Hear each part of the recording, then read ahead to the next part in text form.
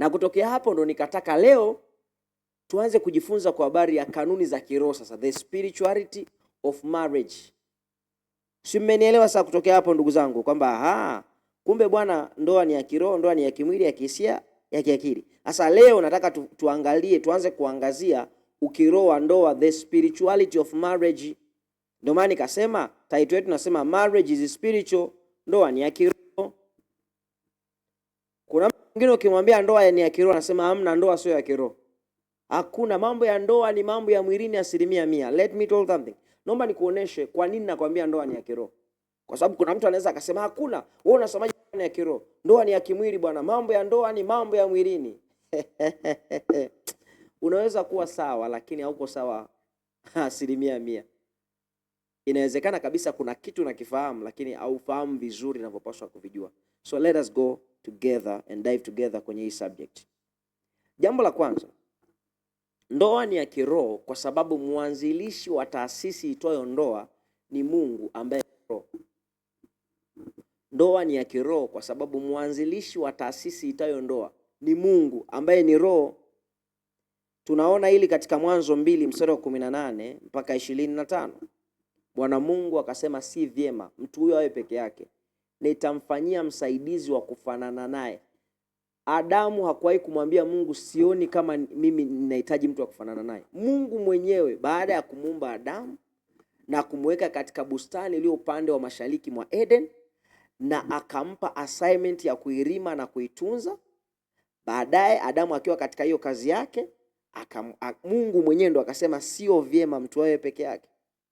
In fact, Mungu aliposema si vyema, ukianzia mstari wa 19, Mungu akamletea Adamu wanyama wa kila namna aone akavyowaita. I thought kama Mungu amesema si vyema awe peke yake, nilitegemea atamletea mwanamke, lakini Mungu akamletea wanyama. Na kila wakati wanyama walipokuwa wakitokea, alikuwa akiangalia anasema ni kweli unaweza kunisaidia, labda lese punda, unaweza kunisaidia kubeba mizigo, lakini hatufanani. Swali, akupatikana wa kufanana naye atakayemsaidia Adamu katika wanyama wote. Baadaye Mungu alivyoona vile akampiga Adamu nusu kaputi. Nusu kaputi ya kwanza ilikuwa ni ya Mungu mwenyewe. Akampiga usingizi mzito. Alafu akatoa buvu wake mmoja. Alafu alivyotoa Mungu akaufanya mwanamke afa akamleta kwa Adamu. Unaona yote haya ni kuonyesha kama Mungu ndo mwanzilishi wa issue ya ndoa. Adamu akasema huyu ni mfupa katika mfupa wangu, nyama katika nyama zangu, ataitwa mwanamke. Kwa nini? Ametolewa katika mwanamume. Adamu akawa mtunga mashairi mzuri. Akatunga pale vizuri. Na mengine. Pointi ya msingi ni nini? Ndoa ni ya kiroho kwa sababu mwanzilishi wa ndoa ni Mungu na Mungu ni roho. Kwani mjasoma kwenye Yohana?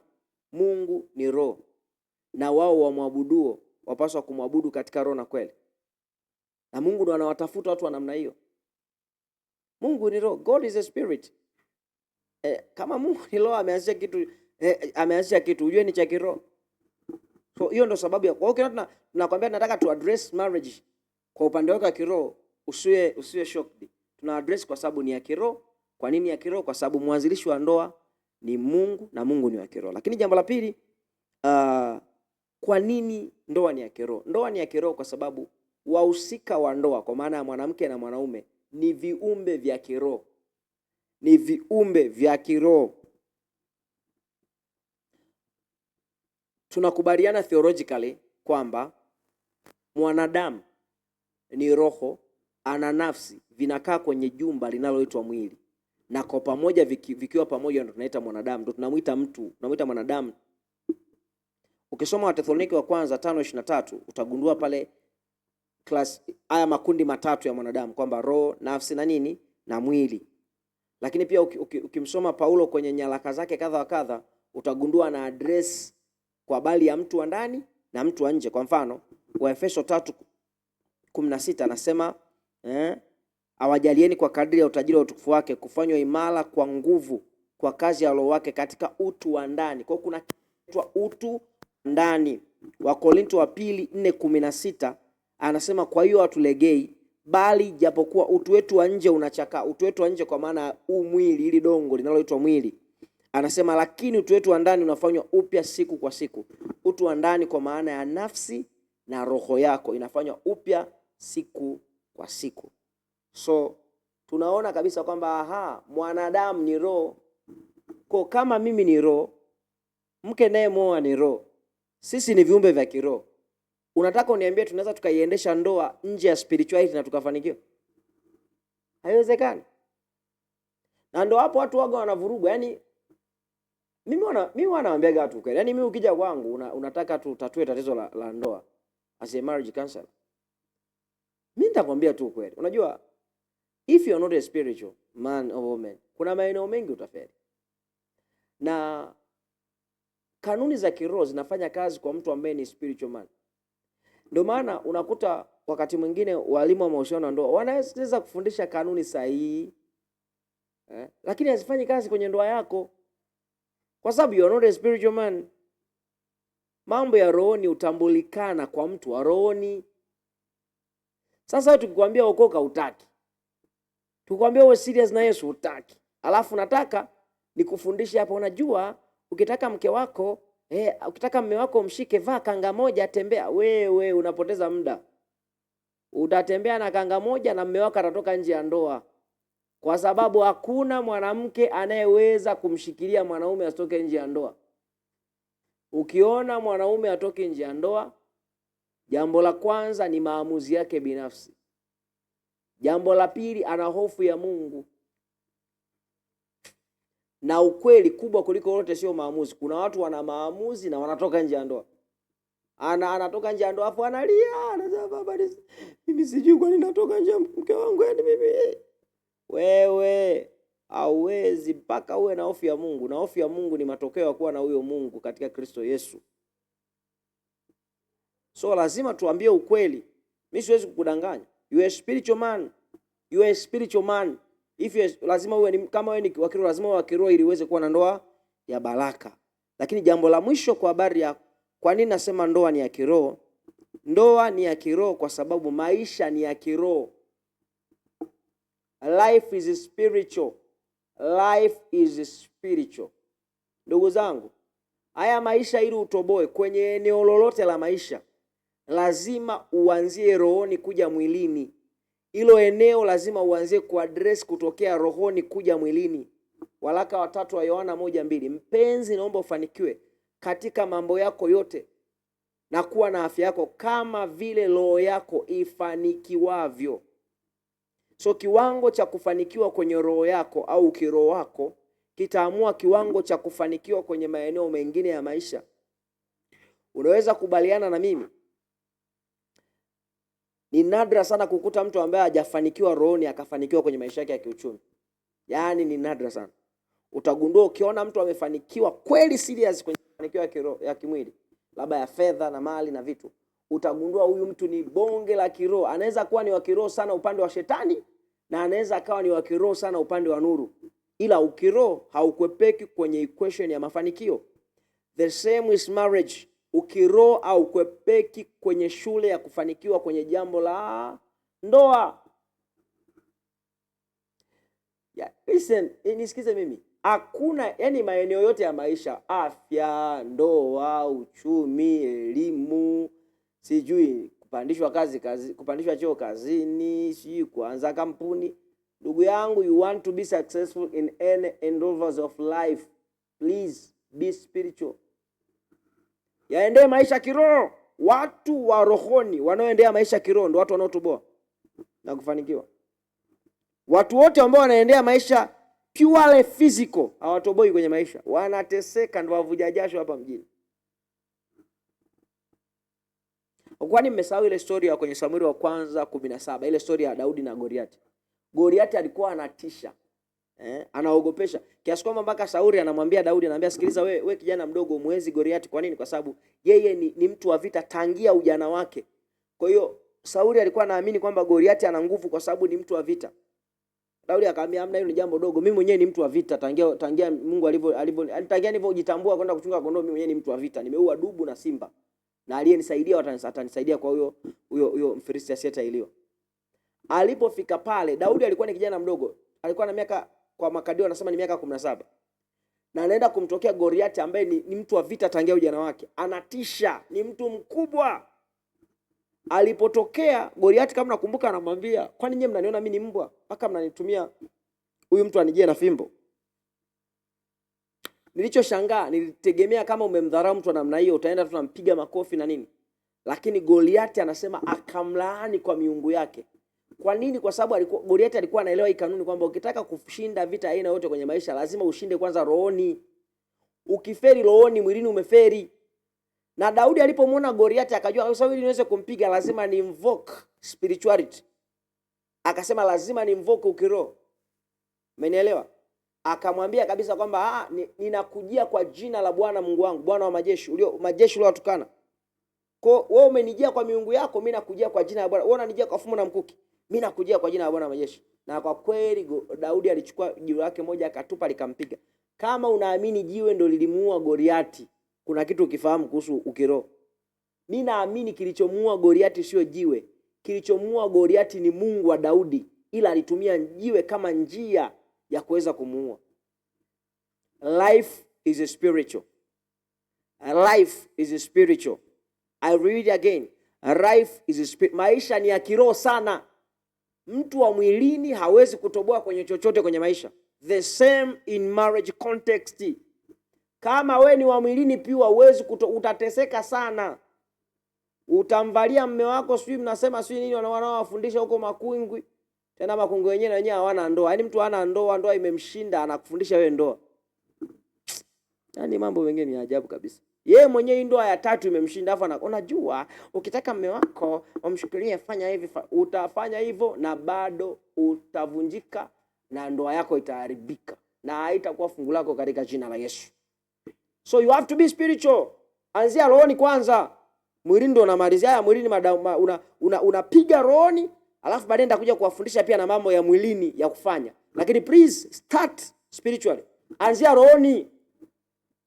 Tawafundisha mambo ya mwilini baadhi ambayo ni ya msingi, lakini ila lazima uanzie rohoni. Usipoanzia rohoni, hata tukupe kanuni 100 za kumteka na kumshikilia mme wako, au kanuni 100 za kumfanya mke wako akuheshimu mpaka awe anagaragara na kuita bwana kama Sara alivyomwita Ibrahim my lord. Kama hatujaanza rohoni, I'm lying to you. Kama hatujaanza rohoni, nimekudanganya. Na siwezi kupotezea muda. I'm telling the truth. Kama sijakwambia ukiroa ndo, kanuni zote nitakazokuambia hazitafanya kazi. Hapa ndo umeelewa kwa nini watu wengi wanafundishwa ndoa. Tuna walimu wengi wa ndoa wanafundisha, lakini ndoa bado vurumai. Kwa sababu people are not spiritual. Hawajui kanuni ya kiroho ya ndoa.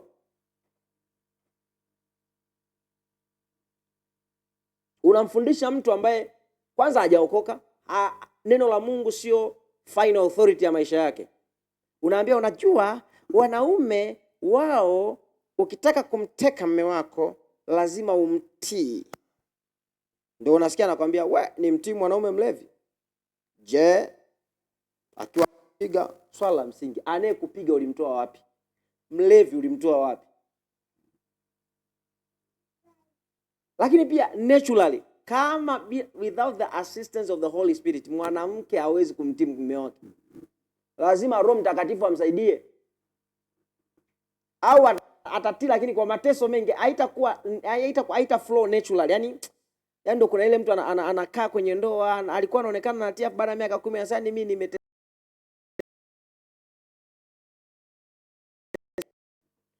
mnanielewa, naomba mnipungie mkono namna hii katika jina la Yesu. Safi kabisa, mnaelewa. Yaani watu wazuri sana. So mpaka hapo tumekubaliana kabisa kwamba marriage is spiritual. Si ni kweli? Tumekubaliana?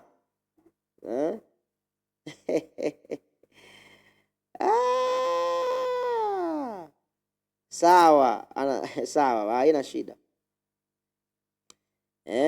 Eti mtu anakuambia mimi na cheat ila nampenda mke wangu. You are not serious. How can you cheat and love your wife? Kwa sababu moja kati ya proof ya kwamba unampenda mtu ni kumheshimu. Na uwezo ukasema unamheshimu mwanamke na unatoka nje ya ndoa. Au hakuna wewe uwezo ukasema mimi nampenda mke wangu, yani mimi uniambie kitu kuhusu mke wangu na unatoka nje ya ndoa. You are not loving your wife. You are not loving your wife. Mpende jirani yako kama nafsi yako. wewe ungependa mke wako usikie anatoka nje ya ndoa? No. Na proof ya upendo sio maneno, proof ya upendo ni vitendo. Mungu kwa maana jinsi Mungu alipenda ulimwengu hata akatoa. Kuna kitu alifanya kwa sababu ya upendo. Na moja kati ya proof ya kwamba unampenda mke wako ni kumheshimu na kutotoka nje ya ndoa. Ukitoka nje ya ndoa umpendi mke wako.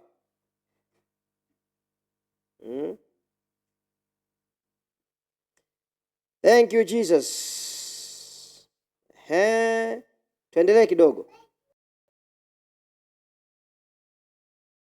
Sasa tumekubaliana kabisa kwamba marriage is spiritual. Sasa if marriage is spiritual, ni lazima ili uweze kufanikiwa, kama ndoa ni ya kiroho, ili uweze kufanikiwa lazima jambo la kwanza lazima uwe connected to the architecture and design of marriage. Nisumbua. Ili uweze kufanikiwa ni lazima uwe you must be connected to this architecture and design of marriage. Tumeelewana vizuri? Lakini jambo la pili, you must be a spiritual man and you must marry a spiritual man. Nikisema man namaanisha woman au man, kwa maana hiyo man kwa maana ya mwanadamu, anaweza wa kike au wa kiume. Unapaswa kuwa connected na huyu architecture of marriage. Unapaswa kuwa ndani ya Kristo na uwe wa kiroho, na uingie kwenye ndoa na mtu aliye ndani ya Kristo na ambaye ni wa kiroho. Sasa nataka tuanze na hii kanuni ya the architecture of marriage. The architecture of marriage. Tunasema the architecture of marriage principle, kanuni ya architecture wa ndoa, au the G factor, the God factor in marriage. Tutakubaliana na mimi ya kwamba hakuna mtu anayeweza kuijua bidhaa vizuri zaidi ya mtengenezaji, designer na mtengenezaji wa hiyo bidhaa.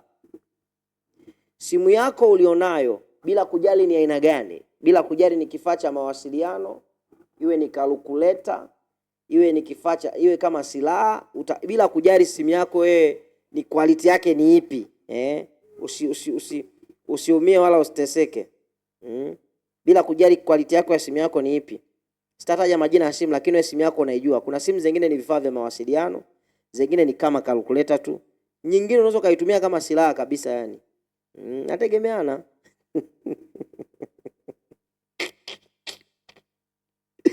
Lakini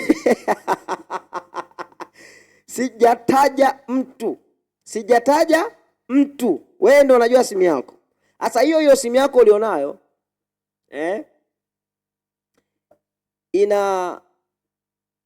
ukitaka kujua anayeijua sana, nenda katafute aliyeitengeneza. Narudia tena. Ukitaka kujua hiyo simu ikoje, nenda aliyeitengeneza, anaijua in and out. In the same line, hakuna anayeweza kujua ndoa kwa ubora na kwa ufasaha isipokuwa Mungu mwenyewe. Hakuna anayejua ndoa isipokuwa Mungu. Ndio maana mtu yoyote ambaye anaoperate ndoa nje ya Mungu na maelekezo ya neno lake, lazima ndoa yake iwe mbaya. Mwanzo 2:18. Kwa mara ya kwanza the law first mention principle. Anasema kwa mara ya kwanza issue ya ndoa inatajwa ilikuwa ni kwenye Mwanzo 2:18.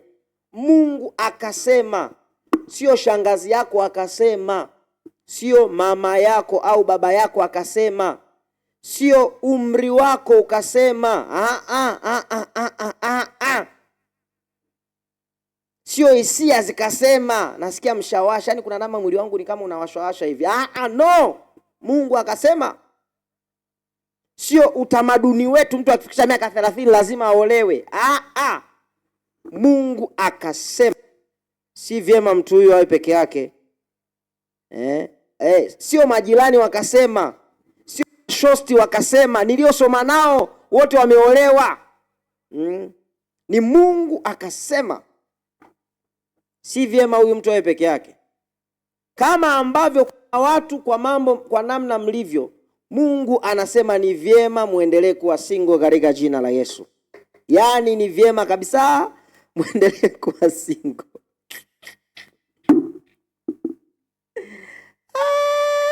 Yaani Mungu akiangalia sasa it is like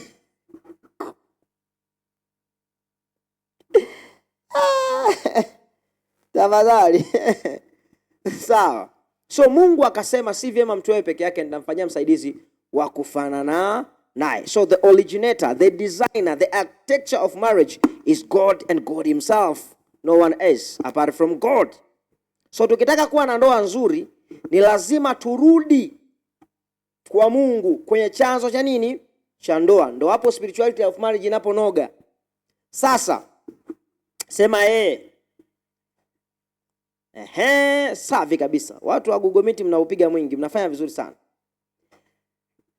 Ukitaka kuwa na ndoa ya baraka, kuna maeneo kadha wa kadha kwa habari ya Mungu ambao unapaswa kuyafahamu linapokuja swala la ndoa. Eneo la kwanza tunaita the 3 W's of marriage. The 3 W's of marriage. WWW of marriage.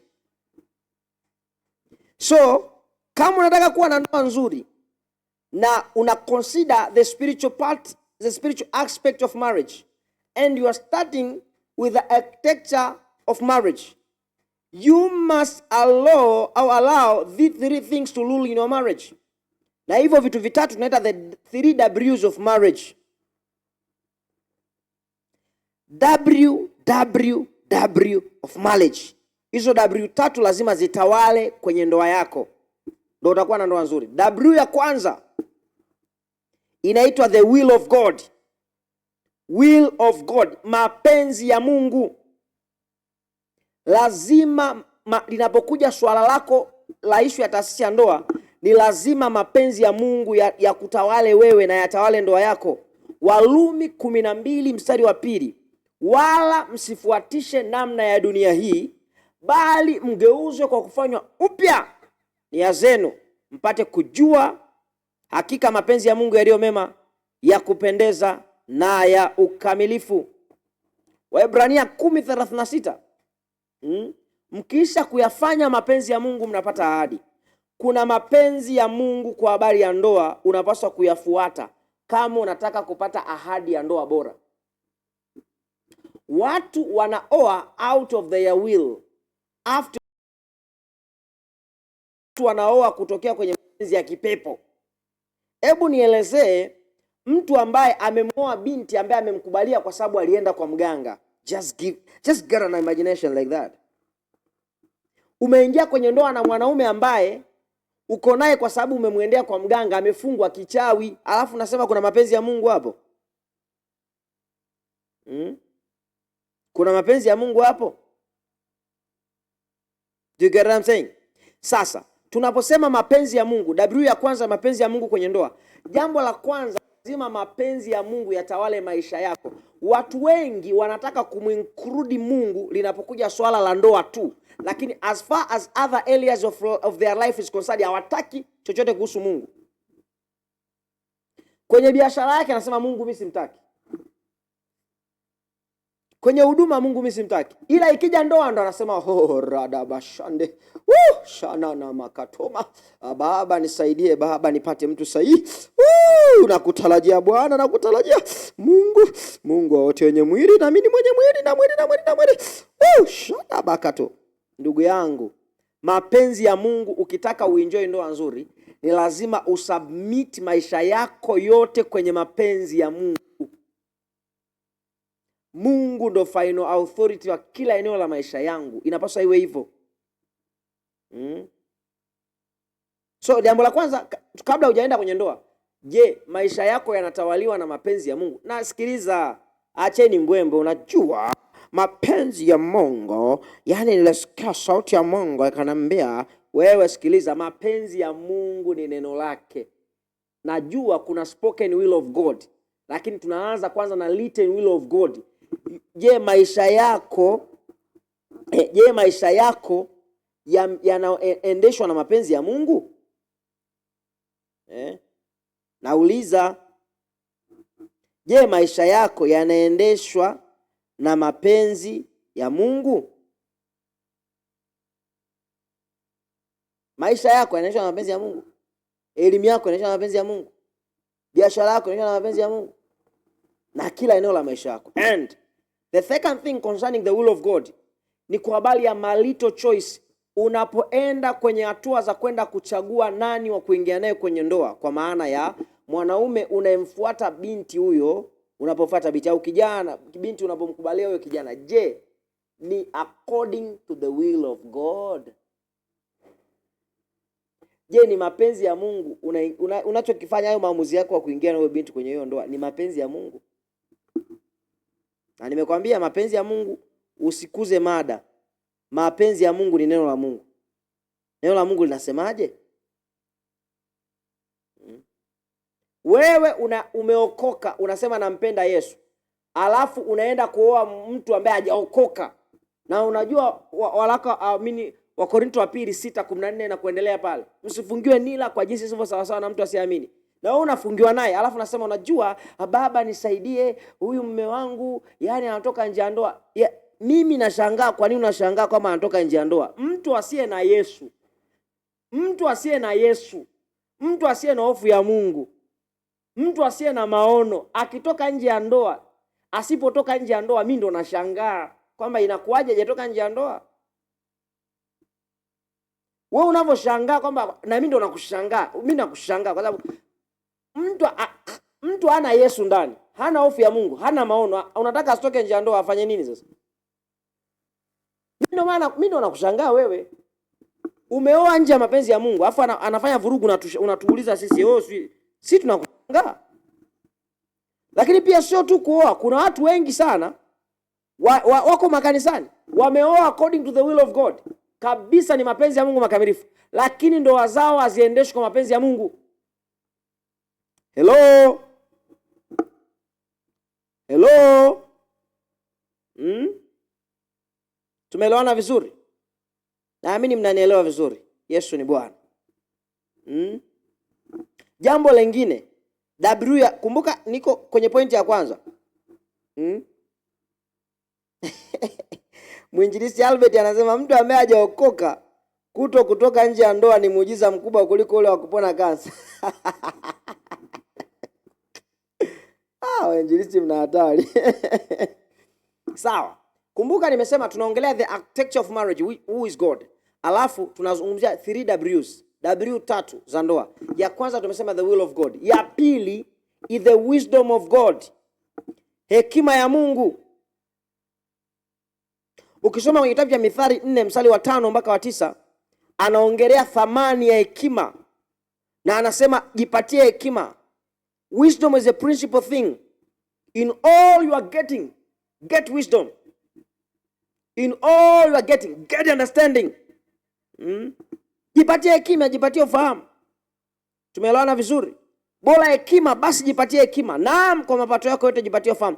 Wisdom is the principal thing. Therefore get wisdom. And with all that you're getting, get understanding. Asa hekima ni kitu cha thamani, cha muhimu na cha lazima kama unataka kuwa na ndoa nzuri. But the superior wisdom is the wisdom of God. Kwa sababu kuna dimension kama 3-4 hivi za hekima. Kuna hekima ya dunia hii. Ndio ile kwenye Warumi 12 mstari wa 2, usifuatishe namna dunia hii. Watu wa dunia hii wana hekima zao linapokuja swala la ndoa. Utasikia kijana anakuambia ukitaka kuoa hakikisha una wanawake 3 au 4 umeingia nao wote kwenye mahusiano. Alafu ndio unawachunguza, unaangalia nani ambaye anafaa. That's the wisdom of this world. Wewe una wanawake 3, umeingia nao wote kwenye mahusiano, tunasema na wachunguza nani sahihi. Assume na hao wanawake 3 kila mmoja ana wanaume 3. Wewe umewachunguza ukagundua mmoja ni sahihi na yeye akakuchunguza akagundua sio sahihi akaona mwingine ndio sahihi. What that? That's the wisdom of the world. Ni hekima ya dunia hii. Hekima ya dunia hii inasema uwezo kauziwa mbuzi kwenye gunia. Lazima tuonjane kwanza. Kwa kuna watu ni vimbuzi vimeshaonjwa tayari. No, sorry to say that. Ndio mnavyosema, so mimi na kazia mnavyosema. Kwa kuna kambuzi kamoja huko. Sio mimi nasema, naizungumzia hekima ya dunia. Mtu anakuambia tutajuaje? Yaani mimi nitajuaje kama vinafiti? Okay, umefanya ukagundua havifiti. Ukaenda kwa mwingine havifiti. wewe ndugu yangu, wewe mpaka hivyo vinatoka kuwa sehemu za siri zinakuwa sehemu za umma. Kuna watu hawana sehemu za siri, wana sehemu za umma. Ninatumia lugha ngumu lakini ndio ukweli. Gen Z mnisikie. Kuna watu hawana sehemu za siri, wana sehemu za umma. Pastor punguza maneno, unaongea maneno makali. Sasa nisemeje? Ndio ukweli. Wewe ndugu yangu na wanawake 30 wanajua makovu uloungua na uji shule ya msingi.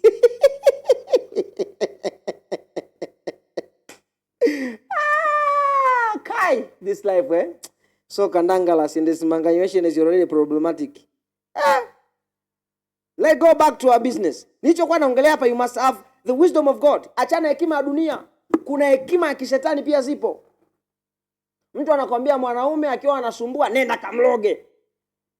Chukua siri nini yake, fanya hivi. Hizo ni hekima za kipepo za kuendesha ndoa. Ni hekima za kipepo. Hekima za kipepo za kishetani. Lakini kuna hekima superior wisdom, the wisdom of God himself. Hekima ya Mungu mwenyewe. Ndio hiyo unayozungumzia. Tumeelewana vizuri? Mithali 14 mstari wa kwanza anasema kila mwanamke aliye na hekima hujenga nyumba yake, bali aliye mpumbavu ibomoa kwa mikono yake mwenyewe. So you need wisdom. Unahitaji hekima. Mithali 24 mstari wa 3 mpaka wa 5 anasema nyumba hujengwa kwa hekima na kwa ufahamu huthibitika. Mtu mwenye hekima ana nguvu, mtu wa maarifa huongeza uwezo. Kama nataka kujenga nyumba inaitwa ndoa, lazima uamue kuingia kwenye shule ya hekima ya Mungu kwa habari ya ndoa. Nikisema hekima ya Mungu kwa habari ya ndoa, namaanisha Mungu anasemaje kwa habari ya namna ya kuendesha ndoa yako. Tumeelewana?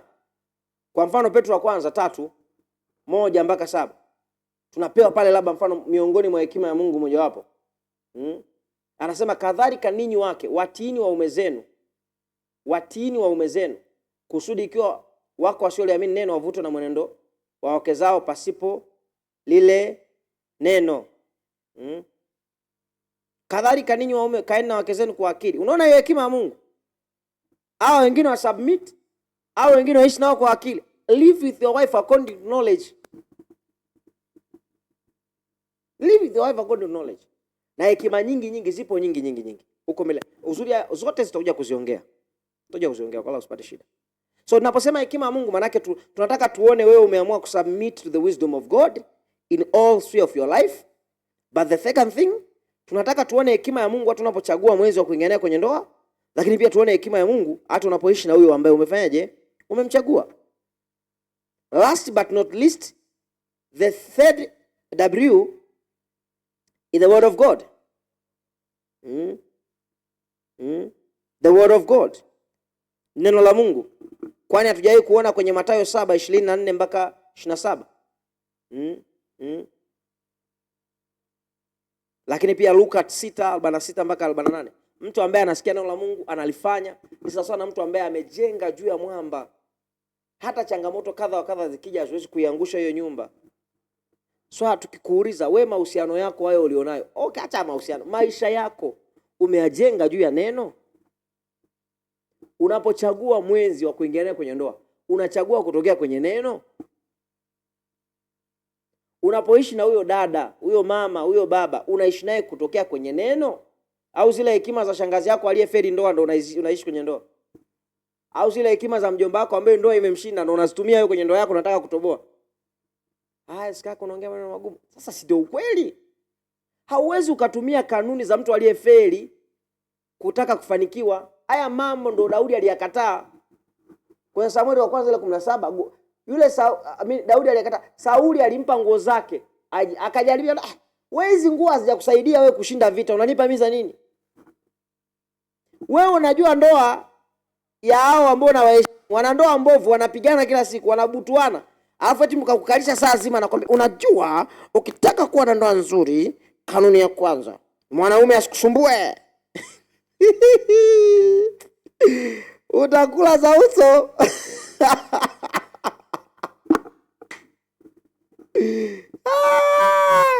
Kanuni ya pili, ficha hela zako kama unavyoficha figo zako. Usikubali mwanaume ajue kiwango cha hela ulicho nacho. Ficha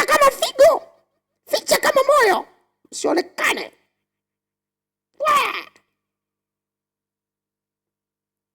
Yaani mtu aliyeshindwa ndoa ndo anakukalisha masaa mawili anakufundisha wewe.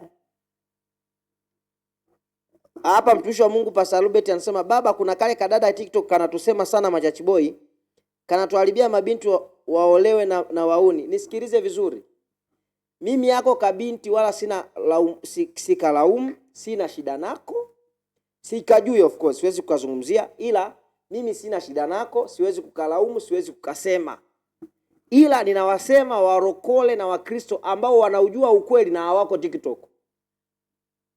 Kwa sababu sisi ambao tunajua ukweli tulipaswa tuingie TikTok na sisi tukaunterfeit hicho anachokiongea. Kwa sababu hata nikisema unamjibu huyo anayesema sio machachi boy sio nini, machachi boy they are not romantic sio za nini.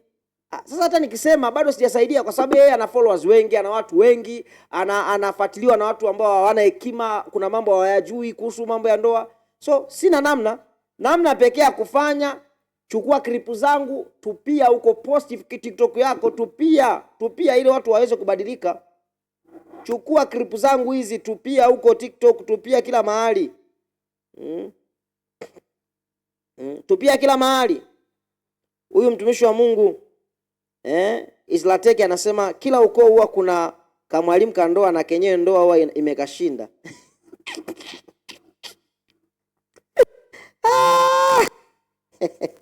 Ni kweli kila siwezi nikasema ukoo, mimi ukoo wangu sina uhakika kama yupo,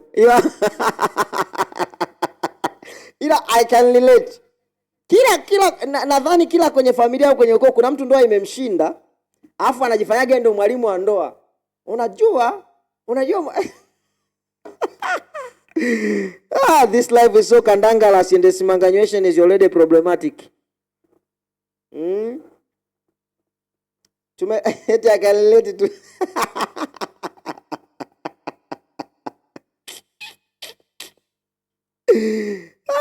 Jamani, the word of God. Nabii ya tatu, the word of God. The word of God. The word of God. The word of kila mtu, yani lazima kwenye ukoo lazima kuna mtu fulani hivi ana. Sasa watu usipokuwa makini ndio unamsikiliza, sasa umetega masikio yako. Badala ya kuamua kusikiliza wataalamu wa kazi, watu ambao Mungu amewapaka mafuta, watu ambao wameamua kulipa gharama kujua haya mambo, wasikilize hao, wako wengi. Sikiliza hao wataalamu wa kazi, watakufundisha, watakuelekeza na utakuwa mtu bora. So hakikisha unakuwa ni mtendaji wa neno. Nini neno linasema kwa habari ya maisha yako? Nini neno linasema kwa habari ya kuchagua mwenzi? Nini neno linasema kwa habari ya ndoa yako? Ndio inapaswa kuwa ndo katiba yako linapokuja suala la ndoa. Iweni watendaji wa neno, sio wasikiaji tu. Yakobo 1:22 mpaka 25. Wanaotenda sheria ndo wanahesabiwa haki, sio wale ambao wanasikia tu. Haleluya. Basi kwa siku ya leo ninaomba niishie hapa. Kwa leo naomba niishie hapa jamani. Nijalie Kibona anaandika namba hapo ya kutuma miamala 0718578313. Eskaka Chaula ndio jina langu. Wow, Bwana Yesu awabariki sana. I love you so much. Thank you for having me this time. Mema ya kufuate, upokee ndoa nzuri. Bwana akusaidie uyaweke unayojifunza kwenye matendo, na kila anayenifuatilia na kunisikiliza ninaamuru kwa jina la Yesu asikosee eneo la ndoa kwa jina la Yesu. Bwana awape wake wema katika jina la Yesu. Bwana awape waume wema katika jina la Yesu. Bwana awaepushe na makosa kwenye eneo la ndoa katika jina la Yesu. Bwana wabariki, Bwana watunze. Tukutane siku ya kesho tukiendelea na kipengele kingine cha marriage is spiritual. Bwana Yesu akubariki, Bwana Yesu akutunze. Amen.